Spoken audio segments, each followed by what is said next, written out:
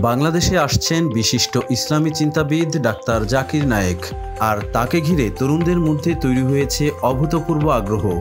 Social মিডিয়ায় তার নাম ঘিরে চলছে হাজারো আলোচনা। রিল, পোস্ট, শর্ট ভিডিও সব জায়গাতেই এখন আলোচনার কেন্দ্রবিন্দু ডাক্তার জাকির নায়েক। কিন্তু প্রশ্ন হলো, কেন এত আগ্রহ তরুণদের মধ্যে?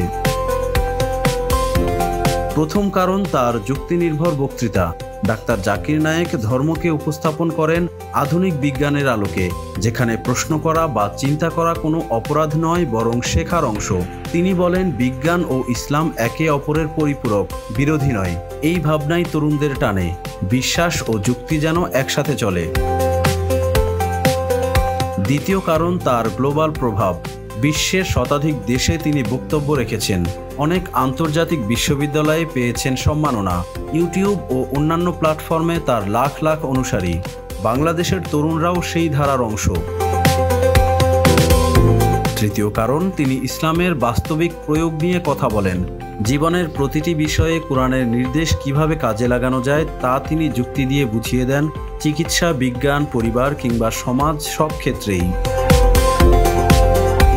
তরুণদের অনেকেই বলছেন, জাকির নায়েকের কথায় তারা ধর্মকে নতুনভাবে বুঝতে পেরেছেন। তাই তার আগমন ঘিরে দেখা যাচ্ছে ইতিবাচক উচ্ছ্বাস, বিশেষ করে তরুণ প্রজন্মে, যারা এখন ধর্মকে জানতে চায়, বুঝতে চায়।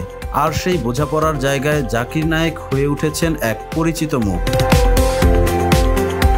বিশ্লেষকদের মতে এই আগ্রহ শুধু একজন বক্তার জন্য নয়, বরং এটি বাংলাদেশের তরুণ সমাজের নতুন মানসিকতার প্রতিফলন, যেখানে তারা ধর্মকে দেখতে চায় জ্ঞান, যুক্তি ও মানবতার আলোয়।